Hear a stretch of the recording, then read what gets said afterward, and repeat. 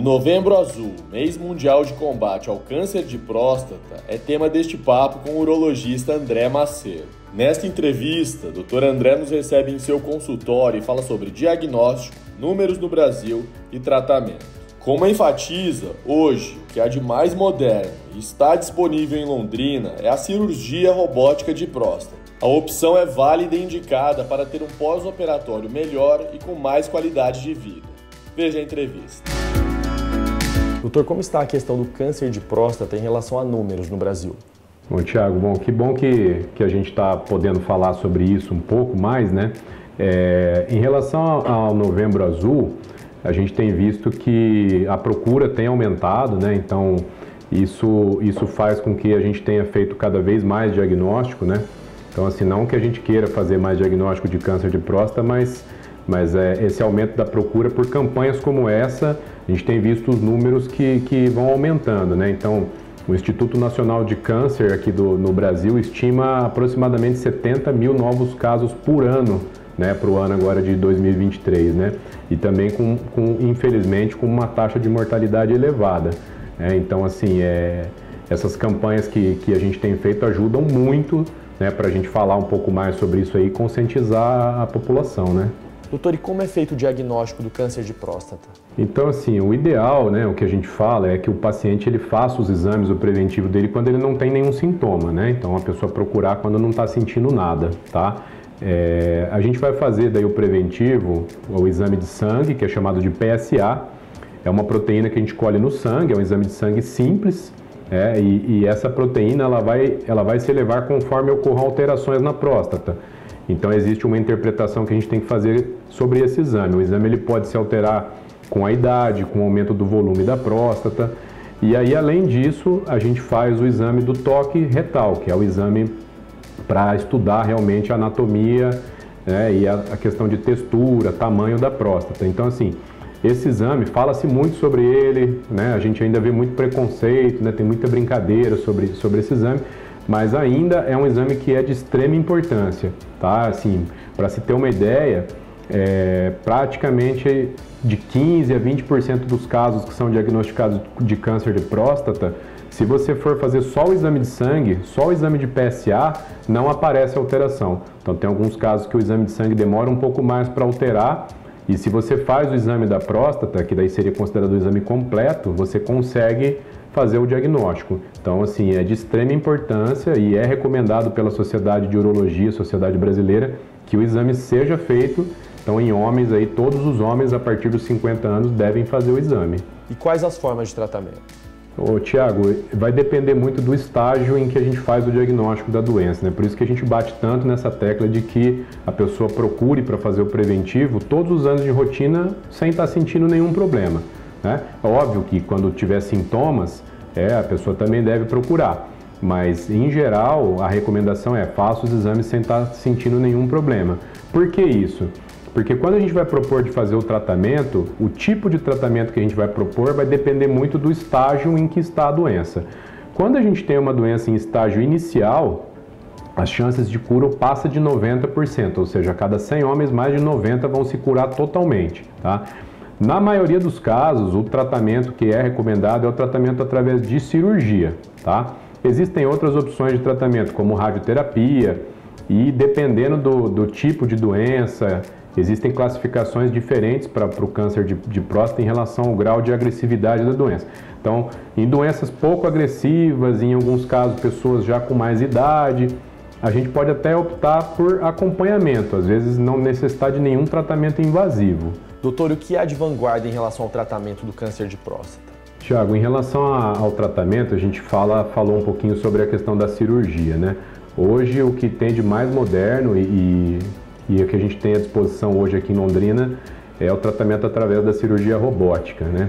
Sempre quando a gente pensa em fazer o tratamento de um câncer, isso para qualquer tipo de câncer que apareça, a gente pensa sempre em resolver o problema, ou seja, curar o câncer, mas que a gente possa fazer isso sem causar muito problema para o paciente. Então, já de algum tempo, a gente tem visto o avanço na cirurgia E a cirurgia ela melhorou muito em relação à cura do câncer, mas ela causava muito problema para o homem, como questões de problema de dificuldade de ter ereção, né, de disfunção erétil e problema de incontinência urinária, que é o homem ficar perdendo urina. Hoje, com as técnicas mais modernas, como por exemplo a cirurgia robótica que a gente tem feito, a gente consegue curar o câncer e causar o mínimo possível de lesão para que a pessoa consiga manter a vida dela normal após a cirurgia. Então hoje a gente fala, por exemplo, que eu falo para os meus pacientes que hoje a gente consegue fazer uma cirurgia e ter alta no dia seguinte, ficar pouquíssimos dias com a sonda e praticamente dentro de 3 a 4 semanas a pessoa recuperar totalmente a vida dela normal como antes de operar.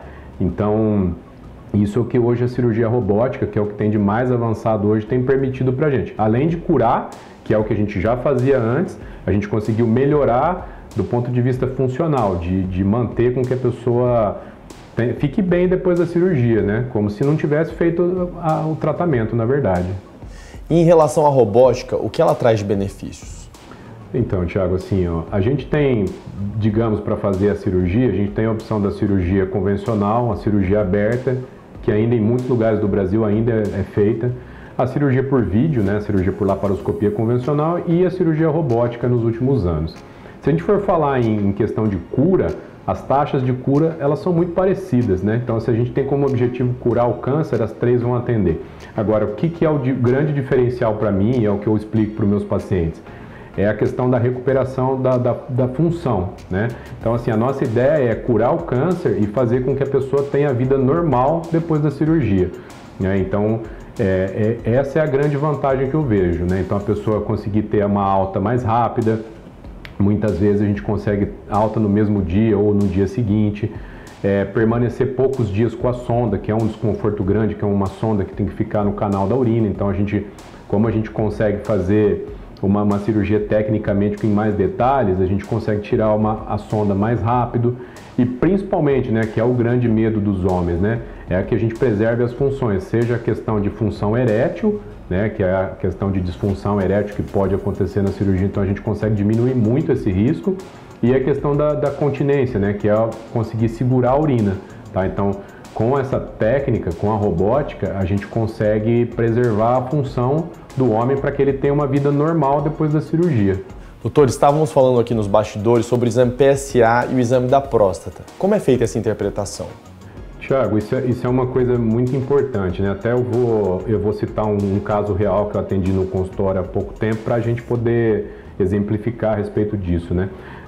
Muitas pessoas procuram, né? Até eu vejo assim, familiares, colegas, que fazem simplesmente o exame do PSA, às vezes consulta algum outro médico fazendo um check-up e fala, olha, faz o PSA para mim. E aí o PSA ele tem lá uma análise, né? PSA é menor do que 4 normal. Então isso aí acabou ficando na cabeça da população de que simplesmente fazer o PSA abaixo de 4, isso seria o suficiente e isso é normal. E isso não é assim que funciona, e isso é até perigoso, né? Por isso que a gente entrou nesse assunto. Esse caso que eu atendi era um paciente de 60 anos e que ele me procurou por uma outra queixa, né, da área de urologia, e me trouxe os exames que ele tinha feito já com um colega, com outro médico, mostrando um PSA de 0,9, que, ou seja, se for olhar pelo valor de referência, era super baixo.